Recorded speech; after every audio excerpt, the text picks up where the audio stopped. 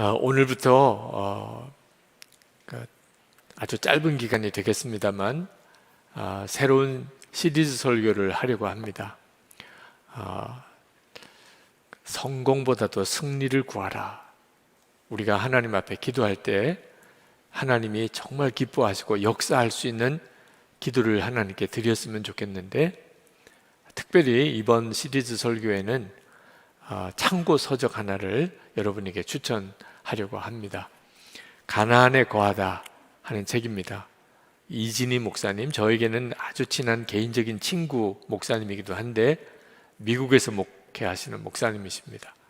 지난번 광야 시리즈 설교 책도 참 좋은 책이었는데 저 개인적으로는 이 책이 제일 좋은 것 같습니다. 물론 그 전에 책들도 꼭 사서 보시기를, 혹시 못 보신 분들이 있다면 보시기를 바랍니다. 이번에 시간이 허락되는 때까지 이 가나안에 거하다 하는 이 책을 통해서 하나님이 우리에게 주시는 귀한 말씀들을 좀 나누려고 합니다. 도대체 광야는 뭔지, 가나안은 뭔지, 도대체 광야에는 어떻게 살아야 되는 건지, 가나안은 어떻게 살아야 되는 곳인지 이번 기회에 한번 명확하게 정리하면 좋겠습니다.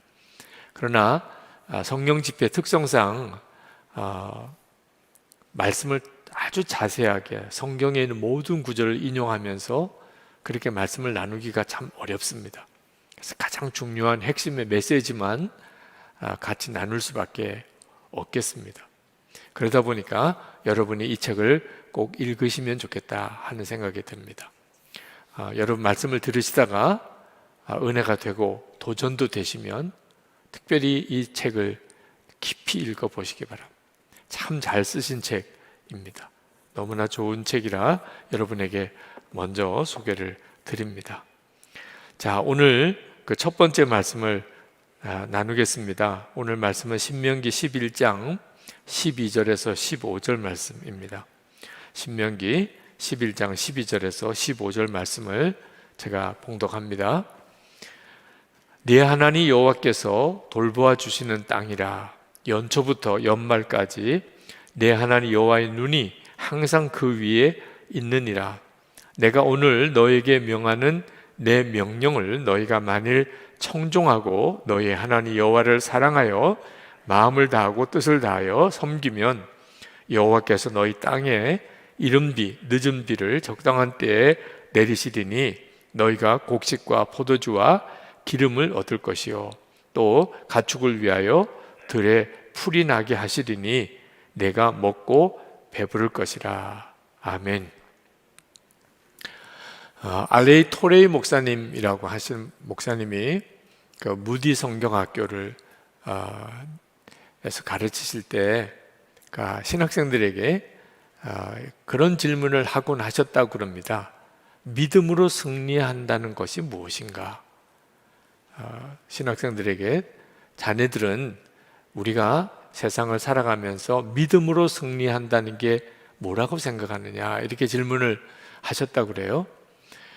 뭐 여러 가지 대답이 있지만 어느 신학생이 그 아레이 토레이 목사님의 마음에 딱 드는 대답을 했습니다. 저는 내가 말씀을 붙잡고 사는 것이라고 생각합니다.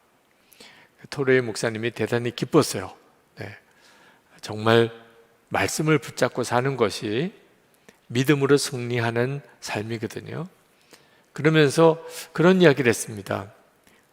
자네 대답이 옳지만 그러나 자네가 말씀을 붙잡는 것은 한계가 있다네. 말씀이 자네를 붙잡아야 하네. 그런 대답을 했다고 그래요. 정말 그렇습니다. 우리가 말씀대로 살고 싶은 마음은 있어도 실제로 우리가 말씀대로 살아보려고 애를 쓰는 것은 항상 좌절이 있습니다. 안 된다, 힘들다, 어렵다 이렇게 돼요. 근데 말씀이 나를 사로잡아 버리면 그러면 그 말씀대로 사라지는 역사가 일어나게 됩니다. 이런 경우를 성령의 충만한 역사라고 하죠. 주님을 바라보는 눈이 뜨였을 때 일어나는 일입니다. 말씀이 나를 사로잡는 거죠. 저는 이번 이 시리즈 설교 중에 말씀이 여러분을 사로잡는 역사가 있었으면 좋겠습니다. 다시 말하면 말씀을 듣는데 이상하게 마음이 뜨거워지고 말씀대로 살고 싶고 말씀대로 살 수 있다고 믿어지고, 그죠? 말씀이 너무 달게 느껴지고, 그죠? 계속 그 말씀이 생각나고, 이 성령 집회만 아니고 오늘 저녁에 집에 가서도 내일 아침에도 계속 그 말씀이 기억나는, 그 말씀이 나를 사로잡은 거죠. 그래서 이런 역사가 일어났으면 좋겠습니다. 또 하나님께서 갈급한 마음을 가진 여러분들에게 그렇게 역사할 수 있다고 믿습니다. 요즘에 여러분 중에는 광야를 살아가는 심정이신 분들이 꽤 많으실 겁니다. 여러 가지 어려운 일들이 겹쳐 있기 때문에 나는 지금 광야길을 가는 것 같아, 그런 마음이신 분들이 있으실 거예요. 그런 분들은 자연히 빨리 광야 기간이 끝나고 가나안 땅, 약속의 가나안 땅에 나도 들어갔으면, 그런 마음을 가지시게 되죠. 그렇죠? 그런데 한 가지 여러분에게 꼭 부탁을 드리는 것은, 여러분이 생각하는 가나안 땅에 오해가 있으면, 그러면 지금 가나안 땅에 들어가서 살고 있는데도 계속 광야라고 생각하는 분들이 있다는 겁니다. 내가 생각하는 가나안이 이거 왜곡된 가나안이기 때문에 하나님께서 나에게 이미 가나안 땅의 삶을 주셨는데도 계속 방황하는 경우도 있다는 거예요. 그런 경우가 어떤 경우냐면, 가나안은 문제도 없는 곳, 이런 고통스러운 어려움도 없는 곳, 거기는 아주 풍족한 곳, 모든 일이 다 잘 된 곳, 그런 때가 기대가 되는, 그걸 가나안이라고 생각하는, 광야는 어려움이 많은 곳, 가나안은 문제가 이제 다 사라진 곳, 아주 풍요한 곳, 이렇게 생각하는 분들이 있다면 그분은 가나안에 대해서 잘못 생각하고 있기 때문에 그는 광야에서도 제대로 이겨나가지 못하고 가나안에서도 계속 실족하는 겁니다. 이스라엘 백성들이 실제로 가나안 땅에 들어가서도 행복하게 살지는 못했습니다. 그렇게 가나안 땅 하나님 약속하신 땅에 그들이 들어갔는데도 그들이 가나안 땅에서 하나님의 계획대로 살지는 못했어요. 그게 우리가 읽은 성경의 내용이죠. 이제 그 문제를 한번 좀 정확하게 짚어보아야 될 필요가 있다고 생각이 듭니다. 이번 주간에 제가 부흥회를 인도하고 왔습니다. 근데 부흥회 그 첫 번째 시간에 예수 그리스도께서 우리 안에 계신 증거에 대해서 말씀을 드렸어요. 근데 그 말씀을 들은 고등학생 하나가 그 감사 헌금을 낼 때 감사 제목에 뭐라고 썼냐면, 내 안에 예수님이 안 계시다는 것을 확신이 하게 되었기에 감사합니다. 그렇게 감사 헌금을 썼어요. 예수님이 내 안에 계신 것을 확신해서 감사하다 그러면 아주 지극히 자연스러운 일일 텐데, 예수님이 내 안에 안 계신 것을 너무 확실히 이제 알게 되었기 때문에 감사하다고 썼어요. 그래서 이제 물었어요. 왜 그렇게 그게 그렇게 감사하냐? 예수님이 내 마음에 안 계신 게 왜 그렇게 감사하냐? 그랬더니 하는 이야기가, 늘 마음에 두려움이 있었대요. 무슨 두려움이냐면 하나님이 나를 목사 되라고 하지 않을까, 나를 선교사 하라고 하지 않을까, 그런 이상한 마음의 두려움이 늘 있었대요. 그런데 이번에 목사님이 쭉 설교하시는 걸 들어보니까 내 안에는 안 계시구나. 그러면 목사 되라고 할 이유가 없는 거죠. 예수님이 내 안에 계시지도 않는데 선교사 가라고 할 이유도 없는 거죠. 그래서 너무 자유함을 느끼게 됐다고, 그래서 너무 감사하다고 헌금을 했더라고요. 고등학교 다니는 정도쯤에 그런 청소년이니까, 그러니까 그런 생각할 만도 하죠. 그죠? 충분히 이해할 만도 해요. 그죠? 믿음 없다, 그렇게 탓할 문제가 아니고, 그런 생각할 만하다, 이런 생각이 들어요. 여러분들 중에도 혹시 그런 분이 있을지 모르겠어요.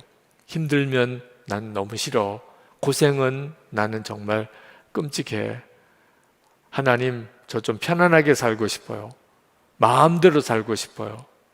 좀 그렇게 살게 해주세요. 이런 마음을 가지고 있는 분들은 절대로 가나안에서 복되게 살지 못합니다.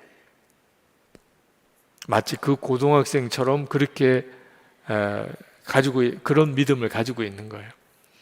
그래도 참 감사하게 마지막 날 그 고등학생이 예수님을 이렇게 영접하는 기도를 했어요.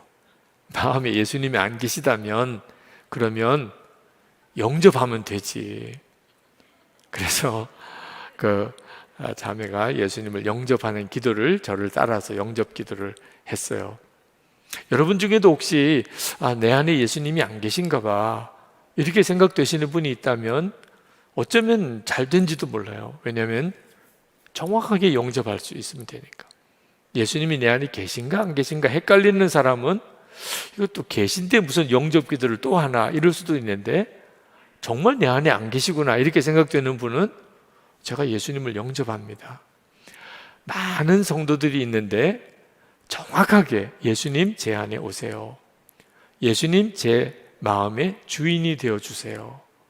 이렇게 분명하게 영접 기도를 해본 적이 없는 사람이 있어요. 특히 모태신앙인들은 그렇습니다. 어릴 때부터 부모와 함께 교회 다닌 사람은 그냥 다 믿음이 좋은 줄로 생각해요.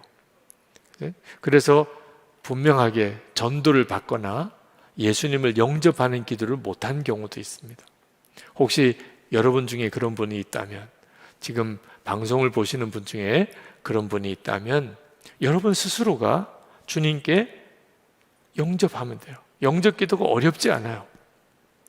예수님, 제 마음에 제 주님으로, 제 생명으로 오시기를 원합니다. 제가 주님을 원합니다.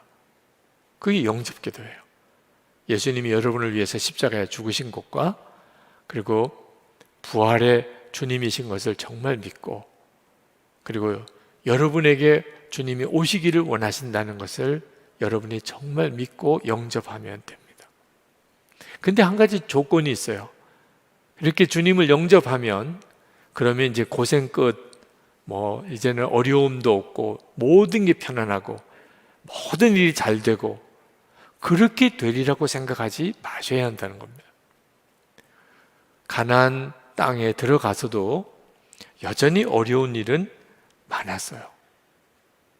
이스라엘 백성들이 가나안 땅에 들어갈 때 그때 그 가나안 땅은 광야보다도 훨씬 더 어려움이 많은 곳이었어요. 광야 생활이 어려울까요? 가나안 땅에서의 삶이 어려울까요? 따지고 보면 가나안 땅에서의 삶이 더 어렵습니다. 광야에서는 자기 땅, 자기 집이 없다 뿐이지 아침에 만나가 내리죠. 그죠? 그리고 불기둥과 구름기둥으로 하나님이 정확히 길을 인도하시죠. 사실 지나는 곳이 광야고 어디도 내 집은 아니니까 그런 점이 좀 참 늘 좀 피곤한 느낌이지만 주님 이끄심을 따라 사는 데 있어서는 명확한 곳이에요. 근데 가나안은 이제 거기서 정착을 해서 농사를 짓게 되지만 그때부터 거기 가나안 족속과 싸워야 돼요. 그리고 그곳에서 정말 하나님이 기뻐하시는 하나님의 나라를 세워가야 합니다. 아브라함이 갈대아 우르에서 살던 사람이에요. 갈대아 우르라 하면 그때 당시에 가장 지구상에서 문명이 발달된 곳입니다. 마치 요즘식으로 말하면 서울이죠, 서울. 네. 모든 문화 혜택 다 있고 경제적인 모든 부가 다 집중되어 있고 사람들이 가장 많이 모여 살고 가장 첨단 문명이 있는 곳, 그 갈대아 우르였어요.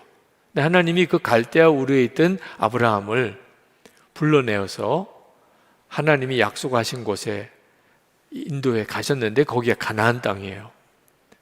자, 우리 생각에는 하나님이 아브라함을 갈대아 우르에서 데려다가 가나안 땅으로 가서 살게 하셨다 그러면 가나안 땅이 갈대아 우르보다 훨씬 좋은 곳이어야 되잖아요. 그래야 하나님이 하나님 믿고 순종했더니 복을 받았다, 이런 구조가 나오는 거죠. 그런데 갈대아 우르에서 너무 풍요하고 그리고 당대 최고의 문명 세계에서 살던 아브라함을 이제 가나안 땅으로 인도해서 정착하게 한 곳이 어디냐면 헤브론이에요. 그 헤브론은 해발 한 800m쯤 되는 아주 높은 산악지대, 거기는 나무 하나 제대로 자라지 않는 돌산이에요. 그런 곳에다가 옮겨놓고, 그리고 여기가 내가 너에게 줄 땅이다. 참, 아브라함이 어떤 심정이었을까요? 그런데다가 그 가나안 땅에 들어와서 기근이 일어났어요. 그것도 아주 심한 기근이 일어났습니다. 아브라함이 애굽으로 갔는데 그 기근을 피해서, 아브라함이 믿음이 없어서 가나안 하나님이 여기가 내 땅이라고 그랬는데 애굽으로 갔던 게 아니고, 도무지 가나안에서는 살아낼 수가 없었기 때문에. 여러분, 기근이 들면 먹을 게 없는데 돈이 있어도 양식을 살 수가 없어요. 워낙 양식 자체가 적으니까. 그 가나안 땅에 살던 사람이 자기들 가족들 동족들도 제대로 먹을 게 없는데 나그네예요. 아브라함은. 그 나그네 아브라함한테 식량을 줄 수 있을까요? 아브라함은 그 가나안 땅에서 살 수가 없었어요. 하나님이 가라고 한 땅에 왔는데 세상에 기근이, 심한 기근이 들어요. 살아보려고, 버텨보려고 애를 쓰다가 결국 애굽으로 피난을 갑니다. 근데 애굽으로 잠깐 갔다가 돌아오려고 간 게 아니고 아예 애굽에 가서 살려고 갔어요. 창세기 12장 10절에 보면 아브라함이 애굽에 거류하려고 그리로 내려갔으니, 아주 애굽에 살려고 간 거예요. 그 말은 아브라함이 생각할 때 아유, 내가 사기당했나 봐, 이런 생각을 했을지도 모르겠어요. 하나님이 좋은 곳에 데려가는 줄 알았더니 와보니까 세상에 살 수 없는 곳이네. 그러고 보니까 그 옆에 애굽이, 거기가 굉장히 좋은 땅이 있는 곳이라 차라리 애굽 가서 살아야 되겠다. 그리고 애굽을 갔다는 겁니다. 자, 이 애굽이라고 하는 곳이 어떤 곳이냐면 여러분이 쉽게 생각하는 그 가나안과 같은 곳이에요. 거기는 양식도 풍족하고 기근이 와도 거기는 농사에 걱정이 없어요. 문명도 발달하고 그런 번화한 곳이에요. 이 창세기 13장 10절에 보면 그 애굽을 에덴 동산과 거의 같은 동급으로 설명을 합니다. 에덴 동산 같았다. 그 정도로 좋았다는 거예요, 애굽이. 아브라함이 그 애굽으로 이사를 가요. 가나안은 살 수 있는 곳이 아니라고 생각했던 거죠. 하나님께서 아브라함이 그 기근 때문에 애굽으로 피난 내려가서 잠깐 거기 머물다가 다시 돌아오는 것은 괜찮은데 완전히 거기에 머물려고 생각하는 것 때문에 그래서 그러셨는지 그 바로와 그 아브라함과 그 아내 사라와 심각한 갈등을 일으키십니다. 그러니까 바로가 이 아브라함의 아내 사라를 취하려고까지 하죠. 이런 당황스러운 사건을 만나고 아브라함이 기겁을 해서 결국 바로에게 거의 쫓겨나다시피 가나안 땅으로 다시 돌아옵니다. 그러니까 돌아올 정도예요. 그러지 않았으면 아마 그냥 애굽에서 살았을 겁니다. 그 정도로 솔직히 가나안은 별로 가서 살고 싶은 곳이 아니었어요. 이스라엘 백성들이 출애굽을 했을 때도 마찬가지입니다. 그들이 바로 왕의 무자비한 핍박, 심지어 아들을 낳으면 죽임을 당해요. 그러니 어떻게 살아요? 노예 취급을 당하고 아들은 낳으면 바로 죽임을 당하니 그들이 출애굽을 하기는 했는데, 만약에 그 정도가 아니었다면 처음에는 바로 왕이 회개하고 마음을 바꾸게 해달라고 기도했지 자기들이 애굽을 떠날 거라고는 생각을 안 했을 거예요. 왜냐하면 이미 그 땅에서 대를 이어 내려가면서 정착해서 살았어요. 재산도 그들이 거기서 축적했고, 그리고 삶의 기반도 마련하고, 무엇보다도 살기가 좋은 땅이었어요. 그 애굽의 나일강 하구에 비옥한 곳이 그 이스라엘 백성들이 살던 곳입니다. 근데 도무지 거기서는 살 수가 없으니까 바로 왕이 자기들을 죽이려고 그러고, 아들을 낳으면 그 즉시로 죽여버리니, 그러니 결국 모세가 우리 애굽을 떠나야 된다 할 때 정말 눈물로 떠났던 거죠. 좋아서 떠난 게 아닙니다. 애굽이 가나안보다 못해서, 가나안은 애굽보다 더 좋은 곳이다, 그렇게 떠난 게 아니에요. 견딜 수 없으니까 그렇게 떠난 거죠. 자, 그러면 하나님께서 왜 이렇게 이스라엘 백성을 가나안 땅에 들어가게 하신 거죠? 왜 그럴까요? 물론 성경에 가나안 땅을 젖과 꿀이 흐르는 땅이라 그렇게 표현을 합니다. 그런 땅도 있어요, 가나안 지역에. 네, 지중해 연안에 있는 그 평지죠. 그렇지만 거기는 블레셋이 이미 터를 닦고 있습니다. 이스라엘 백성들이 가나안에 들어가서 자리 잡은 곳은 산악지역이에요. 그 산악지역은 그대로 광야입니다. 이스라엘 백성들이 애굽에서 가나안 땅까지 오는 동안에 그들이 거쳐왔던 그 땅들보다도 더 거친 곳, 거기 가나안 땅이에요. 하나님께서 이렇게 험한 곳인데도 이스라엘 백성을 가나안 땅에 들어가게 하신 까닭이 뭘까? 그것은 하나님께서 아브라함과 이삭과 야곱에게 땅을 주시겠다고 약속하셨기 때문입니다. 이 땅을 주시겠다는 약속 때문에 하나님이 그들에게 줄 땅을 정하셨고, 가나안 땅, 하나님이 그 땅을 정하신 거예요. 그리고 그 땅으로 이스라엘 백성들을 이끌어 드린 겁니다. 신명기 9장 5절에 이렇게 말씀합니다. 내가 가서 그 땅을 차지함은 내 공의로 말미암음도 아니며 하시고는 내 조상 아브라함과 이삭과 야곱에게 하신 맹세를 이루려 하심이니라. 하나님이 아브라함과 이삭과 야곱에게 두 가지 약속을 주셨는데, 하나는 후손에 대한 약속이고 하나는 땅에 대한 약속이에요. 후손은 큰 민족을 이룰 것이라. 너희의 자녀들이 앞으로 큰 민족이 될 것이라. 또 하나는 이제 너에게 영원한 기업인 땅을 줄 거라. 근데 애굽에서 그들이 큰 민족을 이룹니다. 그래서 하나님이 약속하신 하나는 이루어지죠. 큰 민족이 이루어진 거예요. 그런데 하나님이 주시겠다는 땅으로 이제 그들을 이끌어 가야 됩니다. 그래서 이제 출애굽을 시키고 가나안 땅으로 들어가게 하신 거예요.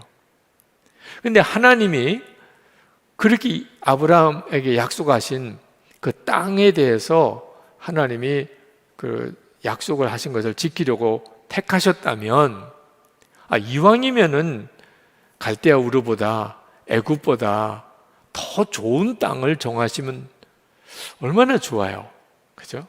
근데 하나님이 정하신 그 가나안 땅은 너무 평범한 땅이에요. 평범하다 못해서 오히려 거의 광야 같은 느낌이 드는 땅. 성지순례 가보면 이스라엘의 그 유대 광야를 지나가게 되면 다 아마 느낌상 우리 한국에서는 그렇게 거친 땅을 거의 보기도 어려울 정도로 그런 곳을 주신 거예요. 하나님께서 이렇게 하신 데는 굉장히 중요한 은혜가 있습니다. 하나님이 이스라엘 백성은 왜 택하셨을까요? 그 이스라엘 백성이 잘나서 뛰어나서 강해서 이스라엘 백성을 하나님이 선민으로 택하셨을까요? 하나님이 아브라함은 믿음이 좋으니까 택하셨을까요? 성경을 가만히 읽어보면 아브라함은 하나님의 택함을 받고 난 다음에 믿음이 자랍니다. 처음부터 믿음이 좋았던 건 아니에요. 처음에는 하나님께 온전히 순종 못합니다. 그저 하나님께서 그냥 택하신 거예요. 아무 이유 없이. 너무 평범한 사람. 오히려 이스라엘 민족은 아주 작은 민족이기에 택하셨다고 하셨어요. 그러니까 하나님이 고르다가 아주 작고 약한 민족 하나를 택하신 게 이스라엘이에요. 똑같이 땅도 그렇게 하셨어요. 하나님께서 전 세계에 여러 좋은 땅들을 많이 보실 텐데, 근데 하나님이 가나안 땅이다 이렇게 택하신 이 가나안 땅은 지극히 평범한 땅, 오히려 위로는 갈대아우르, 아래쪽으로는 애굽 땅에 비하면 누구도 탐내지 않는 그런 땅, 그 땅을 하나님이 이 땅이다 이렇게 정하신 겁니다. 그리고 아브라함에게 쭉 이끌어 오셔가지고 여기야, 너에게 줄 땅은 여기야 이렇게 정하셨다는 거예요. 여러분, 잘 이해가 안 될 만한 내용이긴 합니다만 한번 이렇게 생각해 보세요. 하나님이 나를 택하신 것이 내가 특별히 잘나서 뛰어나서 강해서가 아니고 그냥 나를 아무 조건도 없이 나를 택하셔서 나를 사랑하시는구나. 그게 어떻게 믿어져요? 우리가 사는 세상은 다 뭔가 조건이 있으니까 택하는 거거든요. 뭐가 잘났으니까 택하는 거거든요. 못난 사람을 일부러 택하고 평범한 사람이 일부러 택함 받는 게 우리 삶 속에는 없잖아요. 그러다 보니까 하나님이 나를 무조건적으로 택하여 주신다. 세상 사람들은 나를 별로 좋아하지도 않고 세상 사람들은 나를 귀하게 여기지도 않고 하물며 하나님이 나를 사랑하시고 택하시고 귀하게 여기실까? 이스라엘 백성과 가나안 땅을 보면 와, 그렇게 하시겠구나. 하나님이 이스라엘 백성이 잘나서 택한 게 아니고 오히려 약해서 택하셨고, 가나안 땅이 좋은 땅이 택하신 게 아니고 너무 평범하고 거친 땅이니까 오히려 그 땅을 택하신 것을 보니까 나도 그렇게 하셨겠구나. 물론 여러분 중에 좀 잘나신 분들은 오히려 더 거꾸로 시험이 들 수도 있겠죠. 네. 아니, 하나님 그래도 뭔가 좀 비교적으로 잘난 사람을 좀 택해 주셔야, 나 같은 사람을 좀 택해 주셔야, 이렇게 생각되는 사람에게는 좀 실망스러운 내용일 수도 있겠지만 사실 우리가 우리 자신을 가만히 따지고 보면 다 자기 자신에 대한 좌절감, 스스로 나는 진짜 못됐어, 나는 의지도 약해, 믿음도 없는 것 같아, 하나님 앞에 뭐가 제대로 내가 쓰임 받을 존재가 못 돼, 늘 하나님께 실망만 시켜드리고, 그렇습니까? 그래도 하나님이 여러분을 사랑하신다. 왜? 까닭 없는 사랑으로 우리를 택하셨기 때문에. 그게 가나안 땅에서 그대로 드러나요. 성경에 보면 주리라고 맹세한 땅, 가나안에 대한 언급입니다. 주리라고 맹세한 땅, 이런 표현이 33번이나 나옵니다. 그러니까 하나님이 가나안 땅을 아주 작정을 하고 택하신 거예요. 하나님이 애굽보다도 못하고 갈대아우르보다도 못한 걸 왜 모르셨겠어요? 그 가나안 땅이 사실 이스라엘 백성들이 들어가서 편안하게 행복하게 풍족하게 살기 어려운 땅이라는 걸 하나님이 왜 모르시고 택했겠어요? 그죠? 하나님이 다 아셨어요. 그렇지만 그게 은혜예요. 부족한 게 많은데도, 문제가 많은데도 하나님의 택함을 받을 수 있다는 거예요. 하나님은 언제나 그렇게 하시는 분이셨어요. 여러분, 이제 중요한 것은 우리도 이제 우리가 살아가는 동안에 우리가 어떤 일들을 판단할 때 좋은 땅, 좋은 조건, 편안하고 풍족하고 모든 사람들이 살기 원하고 그런 곳에 나도 가서 살고 싶어, 이런 기준으로 하나님께 기대하고 기도해서는 안 된다는 거예요. 이런 생각을 가지고 있으니까 자꾸 가나안 땅이 헷갈리는 거예요. 우리가 생각하는 가나안 땅, 광야가 끝이고 이제 가나안 땅이 시작이 되는 삶은 이제는 모든 문제도 끝났고 이제는 성공하고 이제는 풍요하고 문제도 없는 그런 삶을 이제 살 거라고 기대하니까 여전히 나는 광야에 있는 것 같은 느낌이 드는 거예요. 가나안은 그런 땅이 아니라는 겁니다. 중요한 것은 하나님이 함께 계시는 곳이어야 한다는 거예요. 그게 가나안이 가지고 있는 복이에요. 가나안 땅은 항상 하나님이 주목하는 여러 지구상에 있는 많은 땅 중에 가나안 땅에는 항상 하나님의 눈길이 머무는 곳. 그 이유가 특별히 없어요. 별로 뭐 좋은 땅이기 때문에 그런 것도 아니에요. 하나님이 택하셨기 때문에. 이스라엘 백성들이 가나안 땅에 들어갔을 때 그 가나안 땅 안에서도 북이스라엘과 남유다로 갈립니다. 근데 북이스라엘이 있는 쪽 지역은 그래도 굉장히 좀 살기가 괜찮은 땅이에요. 거기는 호수도 있는데 갈릴리 호수라고, 그 갈릴리 호수는 살아있는 호수예요. 물이 들어오고 물이 빠져나가고 물고기가 자라고, 그래서 거기서 어업도 하고 농사도 지을 수 있는 그런 호수가 있어요, 북이스라엘. 근데 남유다에는 사해가 있어요. 사해. 이 사해는 완전히 소금바다예요. 아무런 생물이 살 수가 없어요. 여러분 같으면 어디가 더 살기 좋겠어요? 당연히 갈릴리 호수가 있는 북이스라엘이 살기 좋죠. 북이스라엘은 산에 나무가 많아요. 성지순례에서 이렇게 다녀보면 여기는 참 숲도 있고 굉장히 경치도 좋구나. 그런 쪽은 다 북이스라엘 쪽이에요. 남유다로 내려가면 유다 광야, 예루살렘 있고 여리고가 있고 하는 그 남쪽 유다 쪽으로 가면 진짜 황량한 광야예요, 광야.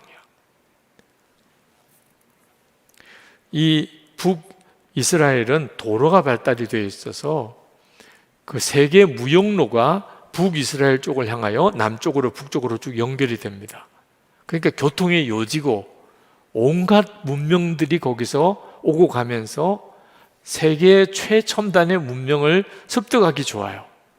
그런데 남유다는 그 무역 통로가 블레셋의 지배 아래에 있습니다. 지중해 연안에. 실제로 가나안 땅에 이스라엘 백성들이 살고 있는 지역은 산악지대에 올라가 있어요. 그러니까 그 산악지대로는 사람들이 다니지를 않습니다. 그래서 남유다 사람들은 약간 촌스러워요. 시골 사람 같은 느낌인 거예요. 북이스라엘 사람들은 아주 세련된 도시 문화. 그래서 북이스라엘이 훨씬 강대한 나라를 이룹니다. 거기는 10지파가 모여 있고 남유대는 2지파만 있어요. 그런데 참 신기한 일이 북이스라엘이 먼저 망합니다. 남유다가 한 150년 가까이를 더 버텨요. 어떻게 이런 일이 벌어졌을까요? 남유다가 이렇게 산악지대고 또 중요한 어떤 교통로에서 이렇게 약간 벗어나 있고, 그리고 사람들이 좀 살기가 좀 힘든 지역이다 보니까 외부의 영향을 덜 받았어요. 그래서 여호와 신앙을 잘 지켜냈습니다. 그런대로 물론 그들도 여전히 바알 종교의 우상의 시험과 또는 타락하는 일이 있어서 결국 나중에는 바벨론에 멸망하게 됩니다만, 그래도 북이스라엘에 비하면 남유대는 굉장히 보수적이고 전통적인 신앙을 끝까지 유지했고, 그래도 훌륭한 왕들이 남유다에는 계속 일어났어요. 근데 북이스라엘에는 역대기에는 기록되어 있는 왕이 없어요. 예수님의 족보에 나오는 남유다 왕들은 족보에 언급이 돼도 북이스라엘의 왕들은 한 사람도 언급이 되지도 않아요. 그들이 완전히 영적으로 타락해 버립니다. 살기가 괜찮고, 그죠? 그리고 사람들의 왕래도 있고, 사람들도 많이 모여 살고, 우리가 흔히 생각하는 좀 가서 살고 싶은 곳이죠. 근데 기억해야 되는 거예요. 그런 곳이 영적으로는 굉장히 위험하다는 거예요. 하나님께서 왜 이렇게 가나안 땅을 하나님의 택한 이스라엘 백성들을 위하여 택하셨을까? 애굽 땅도 있고 갈대아 우르도 있고 좋은 땅들이 주변에 많은데, 가나안 땅은 철저하게 하나님 의지해야 살아낼 수 있는 땅이에요. 하나님 계속 바라보는 믿음으로만 그 땅이 옥토같이 될 수 있는 땅이에요. 근데 하나님을 바라보지 않으면 가나안 땅은 그냥 광야와 똑같은 곳이 돼요. 보통 이제 문명이 발달하려면 큰 강이 있어야 되는데, 그래서 갈대아 우르도 또 애굽도 다 큰 강이 있습니다. 큰 강이 있다는 말은 가뭄이 들어도 농사를 짓는데 어려움이 없다는 거예요. 근데 가나안 땅은 그렇지가 않습니다. 가나안 땅도 요단강이라는 강이 있는데, 이 문명이 발달한 나라들에 있는 강에 비하면 완전히 개천 수준이에요. 게다가 비가 안 오면 완전히 말라버립니다. 그러니까 가나안 땅은 전적으로 하나님이 공급하시는 비에 의존해서 농사 짓는 땅이에요. 그러니까 하나님이 때를 맞춰서 비를 주면 이 가나안 땅도 옥토같이 돼요. 비를 충분히 주면, 제때에 비가 내리면. 근데 하나님이 비를 주지 않으면 완전히 사막같이 돼버립니다. 그러니까 가나안 땅은 전적으로 하나님 의지해서 살아가는 땅이에요. 많은 분들이 그런 땅은 싫어해요. 하나님만 의지해서. 애굽 땅처럼 기본적으로 나일강에 물이 막 엄청나게 많은 나일강이 기본적으로 있으면, 그러면 언제든지 그 나일강 물 끌어다가 농사 지으면 돼요. 그럼 너무 편안하죠. 그런데 하나님께 적극적으로 매달리는 믿음이 별로 필요가 없어요. 왜? 늘 기본적으로 나일강 물이 계속 흐르니까. 그리고 이제 홍수가 나면 또 좋은 흙을 가져다가 또 덮어주니까 농사 짓기 너무 좋죠. 하나님께 꼭 매달려서 기도하고 응답받고 해결받고 그럴 필요가 없어요. 살기는 너무 편안할 것 같죠. 그러니까 영적으로 타락해 버리게 돼요. 완전히 마귀 놀이터가 돼버리는 거예요. 근데 가나안 땅은 그럴 수가 없습니다. 하나님을 의지하지 못하면 하나님이 비를 그쳐요. 그러니까 광야도 그렇지만 가나안 땅에서도 하나님을 전적으로 바라보고 살아야 돼요. 광야에서는 아침에 만나를 주시고 구름 기둥 불기둥을 인도하시고, 그렇게 하나님을 바라보고 그들이 그 광야를 지나갔어요. 하나님 바라보고 살았던 것이 광야예요. 가나안도 사실 다를 바가 없어요. 그런 점에 있어서는 정착했다는 것뿐이지 하나님 바라보고 살아야 되는 곳이 가나안이었고, 그게 하나님의 계획이 있었던 거죠. 하나님을 바라보고 하나님과 관계가 좋으면 가나안 땅은 젖과 꿀이 흐르는 땅이 됩니다. 그런데 하나님과 관계가 끊어지면 그 땅은 그대로 광야같이 되어버려요. 여러분, 하나님께서 우리에게 오늘 말씀하시는 게 뭡니까? 땅 좋은 거 나쁜 거 이것만 보지 말라는 겁니다. 여러분이 살아가는 동안에 세상적인 기준으로 좋은 것이다 나쁜 것이다 이렇게 판단하지 말라는 거예요. 결혼 대상자를 자녀 배우자를 택하거나 학교를 택하거나 사는 지역을 택하거나, 우리도 선택할 게 많잖아요. 근데 세상적인 기준으로 좋고 나쁜 기준만 가지지 말라는 겁니다. 우리가 진짜 가져야 될 기준은 하나님과 관계예요. 하나님과 관계가 좋으면 가나안은 젖과 꿀이 흐르는 땅이 돼요. 근데 하나님과 관계가 안 좋으면 그대로 그들은 광야에 사는 거나 똑같은 처지가 되어버립니다. 우리도 마음에 동경하는 가나안이 있는데, 그 가나안은 적어도 지금보다는 더 좋은 곳이어야 합니다. 여러분들이 지금 처지가 어떠하든지 간에 다 마음에 꿈꾸는 것이 있을 거예요. 지금보다는 조금 더 좋은 것, 집도 조금 더 넓은 것, 그죠? 경제적으로도 조금 더 풍요해지는 것, 조금 더 대접받는 곳, 조금 더 편하게 사는 곳, 편리하게 사는 것. 여러분들이 꿈꾸는 미래죠. 그죠? 근데 하나님이 인도하신 걸 가만히 성경을 보면 하나님은 더 거친 곳으로 인도하시는 경우가 상당히 많습니다. 아브라함이 그랬잖아요. 갈대아 우르에서 가나안 땅으로 옵니다.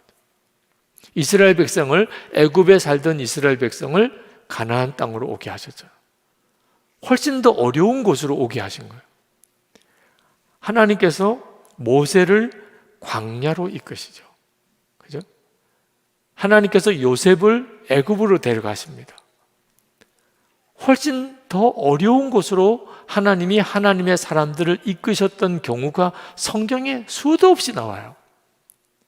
그러니까 여러분이 하나님이 이끄시는 곳이라는 것에 대해서 이제는 정확한 이해를 하고 있어야 됩니다. 좋은 곳으로 이끄실 거야. 전에보다는 더 잘 사는 곳으로, 더 풍요한 곳으로 이끌어 주셔야 될 것이야. 그러면 하나님의 인도하심을 정확하게 분별을 못해요. 하나님은 더 어려운 곳으로 인도하시는 경우가 있고 많습니다. 지금까지 저도 제 삶을 가만히 돌아보니까 하나님이 옥토 같은 곳에서 돌짝밭으로 이끄신 경우가 꽤 됐어요. 아주 낭떠러지로 저를 내모는 것 같은 경우가 너무나 많았어요.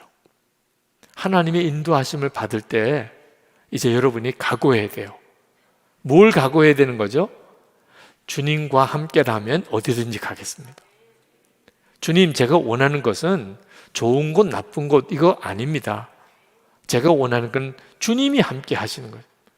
주님만 함께 하시는 확신만 들게 해주신다면, 주님이 저와 함께 계시는 것만 분명히 알게 해주신다면 주님, 저는 어디도 좋습니다.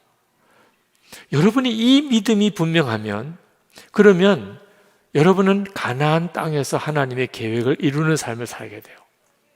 이번 주일에 유기영 장로님, 이원희 권사님 부부가 캄보디아 선교사로 파송을 갑니다. 그 유기용 장로님은 우리나라 심장 전문, 최고 수준의 심장 전문 의사입니다. 이분이 캄보디아에 있는 병원에 그 내과 전문 담당 의사로 선교사로 가시는 거예요. 그 유기용 장로님, 이원희 권사님 그 부부, 이번에 선교사 파송 받으시는 그 부부는 정말 좋은 형편인 곳에서 어려운 형편으로 가시는 거죠. 하나님의 종으로 자신을 드리니까, 하나님의 인도하심을 받으니까 그들이 선교사로 가요. 한국에 있으면 대우받고, 그리고 부족함이 없이, 그죠? 계속 그렇게 사실 수 있으실 텐데 하나님이 그분을 택하여 캄보디아를 보내시는데, 그 유기용 장로님 내외에게는 캄보디아가 가나안인 거예요. 그러니까 가나안이 더 좋은 곳이다, 살기 좋고 풍족하고 문제가 없는 곳이라고 생각하면 이해할 수가 없는 거예요. 네. 이제 여러분이 마음에 분명하게 이제 믿음을 분명하게 갖게 되기 바랍니다. 하나님, 제가 제 눈앞에 좋고 나쁜 것을 따라서 판단하지 않겠습니다. 하나님께서 신명기 28장에서 이스라엘 백성에게 가나안 땅에 들어가게 하시면서 모세를 통하여 신신당부한 것이 있는데, 하나님 잘 섬기고 하나님 뜻대로 살아가면 하나님이 복을 주실 거예요. 가나안 땅에서. 신명기 11장 8절 9절입니다. 우리 같이 한번 읽겠습니다. 그러므로 너희는 내가 오늘 너희에게 명하는 모든 명령을 지키라. 그리하면 너희가 강성할 것이요 너희가 건너가 차지할 땅에 들어가서 그것을 차지할 것이며 또 여호와께서 너희의 조상들에게 맹세하여 그들과 그들의 후손에게 주리라고 하신 땅, 곧 젖과 꿀이 흐르는 땅에서 너희의 날이 장구하리라. 하나님이 가나안 땅에 들어가는 이스라엘 백성들에게 그 가나안 땅에서 정말 복을 누리고 살 것이라고 약속하셔요. 그런데 조건이 있어요. 하나님을 잘 섬기고 그의 말씀에 순종하라는. 이걸 절대로 소홀히 생각하면 안 돼요. 하나님이 우리에게 주신 가나안 땅에서 우리가 복되게 사는 비밀은 땅이 좋아서가 아닙니다. 거기는 모든 조건이 다 갖추어졌기 때문에 문제도 없는 곳이기 때문에 그냥 들어가면 아주 잘 살고 재미있게 사는 곳이 아니에요. 하나님을 잘 섬기고 주님의 말씀에 순종하면 그러면 그 땅은 너에게 복이 될 것이에요. 만약에 그렇지 않으면 그 땅이 저주가 될 거라고 그랬어요. 가나안 땅에 들어가 너희들이 저주를 받을 것이라. 그 저주는 하늘이 문을 닫고 비를 내려주지 않을 거라는. 여러분, 이 가나안 땅이 복된 것은 하나님이 계속 지켜보고 있는 것입니다. 하나님이 그 가나안 땅을 택했기 때문에 하나님이 그 가나안 땅을 계속 지켜보고 계세요. 이것이 그 가나안 땅의 복입니다. 신명기 11장 12절에 이렇게 말합니다. 내 하나님 여호와께서 돌보아 주시는 땅이라 연초부터 연말까지 내 하나님 여호와의 눈이 항상 그 위에 있느니라. 연초부터 연말까지 2022년 올 한 해를 정말 축복하는 말씀인데, 여러분이 지금 살고 있는 그곳에 여러분이 있기 때문에 하나님이 항상 주목하고 계세요. 이게 크게 복이구나. 하나님이 주목하고 계신 곳. 그러면 충분하다. 여러분이 이 사실을 정말 믿어야 돼요. 14절 15절에 또 하나님이 이제 복을 약속하시는데, 여호와께서 너희 땅에 이른 비 늦은 비를 적당한 때에 내리시리니 너희가 곡식과 포도주와 기름을 얻을 것이요 또 가축을 위하여 들에 풀이 나게 하시리니 내가 먹고 배부를 것이라. 그런데 어떻게 하면 이런 역사가 가나안 땅에서 이루어질 건지가 중요해요. 그게 13절입니다. 신명기 11장 13절. 그 12절과 14, 15절 사이에 내가 오늘 너에게 명하는 내 명령을 너희가 만일 청종하고 너희의 하나님 여호와를 사랑하여 마음을 다하고 뜻을 다하여 섬기면, 그게 핵심인 거예요. 그러니까 여러분에게 있어서 하나님의 주시는 가나안 땅은 어떤 것이죠? 하나님을 잘 섬기고 말씀에 순종하면, 그럼 하나님께서 여러분의 삶에 필요한 모든 것으로 채우시고, 만약에 여러분이 순종하지 않으면, 잊어버리면 하나님을, 그러면 갑자기 그 땅이 광야같이 되어버려요. 그러니까 여러분이 지금 광야를 지나고 있는지 가나안 땅에 살고 있는지는 뭘 가지고 분별해야 되냐면, 편하냐, 문제가 없느냐, 풍족하냐, 이 기준으로 볼 문제가 아닌 거예요. 내가 얼마나 주님을 바라보고 그리고 주님께 순종하고 사느냐, 그것이 중요한 핵심이에요. 왜 도대체 가나안 땅에 들어가야 되는 거죠? 여러분은 하나님이 왜 여러분을 가나안 땅에 들어가게 하신다고 생각하십니까? 광야는 아무리 그 땅을 밟아도 그 땅에 자기 땅이 될 수가 없어요. 지나가는 길이니까. 그게 광야입니다. 만나도 먹고 광야 생활하는 분들은 매일매일 그저 하나님이 공급하시는 것으로 살아요. 모아놓고 쌓아두고 살 수가 없어요. 그게 광야입니다. 광야에서는 집을 짓거나 창고를 지을 수가 없어요. 지나가는 나그네인데 집 짓고 창고 지으면 어떡해요? 짐이 많으면 많을수록 광야는 지나가기가 힘듭니다. 광야를 지날 때는 모든 게 가벼워야 돼요. 광야는 거기서 성공하려고 목표를 세우면 난감해요. 광야는 빨리 거쳐 지나가야 할 것일 뿐이에요. 근데 가나안 땅은 자리 잡고 정착하는 것이에요. 그 말은 이제 거기서 하나님의 일을 할 수 있는 가능성이 훨씬 커진 것입니다. 그래서 광야를 지나서 가나안 땅에 들어가려고 하는 거지. 고생 끝, 이제는 행복 시작, 이런 개념으로만 가나안 땅을 바라보아서는 안 된다는 거예요. 가나안 땅에도 여전히 동일하게 광야처럼 환난도 시험도 문제도 기근도 일어나요. 여러분이 지금 광야를 지나기 때문에 환난이 오고 있는 게 아닙니다. 가나안 땅에도 동일하게 기근이 계속 일어나고 거기도 환난이 있고 문제도 있고 땅은 거칠고 살아내기 힘들 정도의 문제들이 있어요. 근데 중요한 것은 하나님이 함께 계셔서 그 모든 문제와 어려움들이 다 변하여 하나님께서 우리에게 약속하신 모든 복을 누리게 해주신다는 거예요. 오늘 우리 중등부 조성희 전도사님 어머님 되시는 고 우리 정혜경 전도사님 위로 예배를 아침에 드리고 왔어요. 무슨 말씀을 가서 전해야 되나?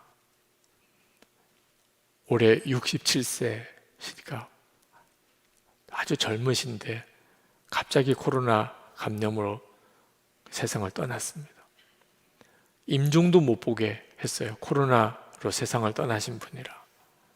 그리고 돌아가시자마자 바로 화장부터 했습니다. 그리고 위로 예배를 간 거예요. 유족들의 마음이 얼마나 아프고 또 이렇게 위로 예배 가는 저 마음도 너무 무겁더라고요. 그 조성희 전도사님 얼굴을 이렇게 보는 것도 어떻게 얼굴을 볼까? 어머니 갑자기 세상 떠난 전도사님 마음은 얼마나 힘들까? 그 남편 되시는 장로님은 또 얼마나 어려울까? 이제 그런 마음을 가지고 장례식장을 가는데 마음에 그런 마음이 들어요. 주 안에서 죽는 자는 복이 있다. 요한계시록 14장 13절 말씀이 생각나요. 늘 장례 때마다 그 말씀을 붙들고 위로의 말씀을 삼았죠. 이런 경우는 무슨 복이 있다는 거냐? 고 정혜경 전도사님 코로나 감염되어서 그렇게 갑작스럽게 상태가 안 좋다고 그러더니 갑자기 돌아가셨다는데 세상에 이런 일이 우리 가까이에도 일어나는 것이 참 당황스럽고 마음이 아픈데 이건 무슨 복이라는 뜻인가? 복이라고 했거든요. 그 말은 불쌍한데 불행한데 참 고통스러운데 슬픈데 주님 안에서 죽었으니까 그거 하나는 다행이다. 이런 말이 아닌 겁니다. 복이라는 말은 기뻐서 막 춤을 출 일이다. 비록 코로나로 갑자기 세상 떠났고 아직도 더 오래 사실 만한 나이인데도 세상 떠났고 남편, 자녀들 한 번 임종 때에 무슨 유언도 못 남기고 그렇게 세상 떠났고 돌아가시자마자 장례식도 끝나지 않았는데 화장부터 해야 되니 유족들 마음이 어떻겠는가. 이런 어려운 일이 많은 것이긴 또 하지만 그래도 그 모든 것에 불구하고 춤추고 기뻐할 일이다. 그게 복이 있다는 뜻이에요. 과연 그런가? 그러고 보니까 진짜 그렇더라고요. 여러분, 세상 사람들은 죽은 사람에 대해서 복이 있다는 말을 쓰는 경우가 있어요. 장수한 경우에 그 고인은 참 복이 있어요. 오래 사셨다는 거죠. 고인이 만약에 돈을 많이 벌은 부자였다면 장례식이 얼마나 호화롭겠어요. 야, 이 사람은 정말 호상이네. 장례가 정말 복이 있네. 그런 거 보고 복이 있다고 할 수도 있겠죠. 가족 품에서 그냥 편안하게 가족들이 보는 앞에서 그렇게 세상을 떠났다면 그것도 복이 있다고 할 수 있겠죠. 세상식으로 또 말하면 죽은 사람을 복이 있다고 말하기도 해요. 그런데 솔직히 말하면 죽는 고인의 입장에서 보면 그게 다 헛소리예요. 이제 죽어가는 사람, 죽음의 문을 건너가는 사람에게 장수가 무슨 소용이 있으며 세상 성공이 무슨 소용이 있으며 돈 많이 버는 게 그게 무슨 도움이 되며 가족들이 무슨 위로가 되겠냐 말. 이제 죽는 건 자기가 혼자 죽어가는 거예요. 죽음의 문을 지나가는데 그 죽음 이후에 대하여 준비가 안 된 사람에게 아니 호화로운 장례식, 큰 무덤이 도대체 무슨 도움이 되겠냐 말이에요. 복이 있다 복이 있다 세상 사람들 말은 하지만 진짜 고인에게 복일 수가 없어요. 그런데 주 안에서 죽는 자는 어떻죠? 비록 코로나로 갑자기 세상 떠나셨고 가족들도 마지막 얼굴도 못 보고 그렇게 세상을 떠나셨지만 고 정혜경 전도사님은 지금 천국에서 어떠실까 생각해 보니까 이거 진짜 춤을 출 일. 주님 안에서 그렇게 주의 일 충성하다가 그렇게 하나님 앞에 가셨어요. 고 정혜경 전도사님은 하나님께 하나님 너무 하시잖아요. 아니 이렇게 하실 수 있어요. 하나님 너무 섭섭해요. 하나님 이렇게 하신 거 보고 나 충격받았어요. 절대로 그렇게 이야기 안 하시고 하나님을 뵙고 모든 되어질 일을 다 아시고 아마 그분은 하나님 충분해요. 하나님 너무 감사해요. 하나님이 하신 일은 다 옳으시네요. 하나님 저 조금도 원망이 없어요. 하나님 정말 감사해요. 슬퍼하는 유족들이 안타까울 뿐이지. 슬퍼하지 마. 아무것도 아니야. 나중에 하나님 앞에 와서 보면 너희들도 다 감사하게 될 거야. 그렇게 하실 것 같더라고. 야, 진짜 주 안에서 죽는 게 진짜 복이구나. 여러분, 실제로 우리가 어떤 처지와 형편에 있어도 가나안 땅에 우리가 들어와서 살아도 예기치 못한 사고, 어려움, 어떤 때는 정말 설명이 안 되는 시험거리들이 일어나요. 가나안 땅에는 그런 게 없어야 가나안 땅이 아닙니다. 그렇지만 문제는 그 모든 상황을 이기게 하시는 주님이 함께 계십니다. 주님을 바라보는 믿음의 눈을 뜨고 있으면 그 상황 속에서도 정말 놀라운 찬송이 나와요. 그게 성도예요. 그리고 가나안의 은혜와 복을 누리고 사는구나. 그렇게 고백하게 됩니다.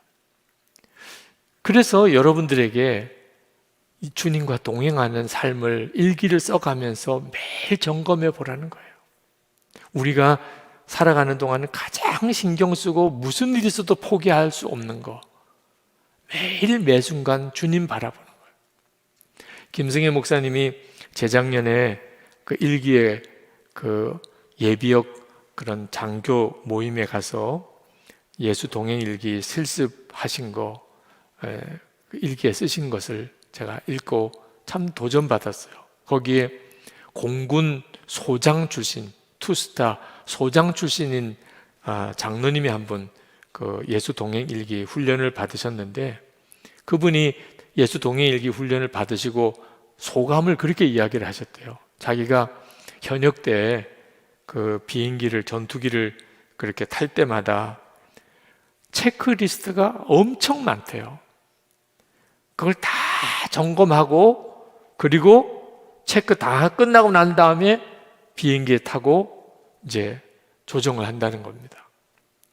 자기가 늘 그렇게 살았대요. 군인으로 있을 때, 그 항공기 조종사로 있을 때. 그런데 이번에 예수 동행 일기를 쭉 매일 쓰면서 그 느낌이 든다는 겁니다. 내 영혼의 상태를 매일 점검을 해가는 일이 이렇게 중요한 것을 왜 내가 몰랐어? 비행기 탈 때 비행기에 하나라도 체크 안 된 것이 있으면 아주 큰 사고로 이어집니다. 그래서 무슨 일이 있어도 이건 생명줄이에요. 체크 안 하면 사고 나요. 그래서 철저하게 그 세세한 항목들을 다 체크를 하면서 그렇게 비행기 조종을 해놓고 비교할 수 없이 중요한 내 영혼의 상태에 대해서는 왜 건성으로 그냥 살았을까? 동행일기를 쓰면서 자신의 영혼의 상태를 하나하나 이렇게 점검해 보면서 엄청 유익을 얻으셨다는 소감을 일기에 쭉 쓰셨더라고요. 정말 그렇습니다. 그게 가나안의 삶이에요. 우리가 가나안에 사는 삶은 지금 내게 주어진 삶의 자리에서 늘 하나님과 나 사이의 관계를 체크하고 사는 겁니다. 내가 계속 주님을 바라보고 살면 하나님이 이른 비와 늦은 비로 나에게 내리셔서 비록 내가 사는 곳이 비록 좀 광야같이 거친 곳이라도 거기에서 풍족한 젖과 꿀이 흐르게 하나님이 만드세요. 주님과 관계가 끊어지면 그러면 굉장히 좋은 형편에 사는 것 같은데도 그게 망하는 길이 되어버리는 거예요. 하나님이 어떤 때는 우리를 다시 광야로 내모세요. 주님과 관계부터 점검하라고 다 걷어가시고 오직 주님만 바라보게 만들어버리세요. 그게 광야거든요. 오늘 첫 시간 여러분, 가나안 땅은 문제가 없는 땅이 아니고 철저하게 주님 의지하고 살아가는 땅이 가나안 땅이구나. 하나님 지금 제 삶을 외적인 조건으로 따지면 문제도 많고 부족한 것도 많고 거칠기도 하고 아쉬운 것도 많고 저는 여기가 광야인 줄 알았는데 이게 가나안이군요. 내가 이미 예수님 믿고 이제 가나안에 들어왔군요. 그 집도 있고 정착해서 사는 거잖아요. 하나님, 제가 주님을 더 바라봅니다. 주님만 더 의지합니다. 그래서 하나님이 약속하신 가나안의 땅의 역사가 제 삶에 일어나게 되기를 바랍니다.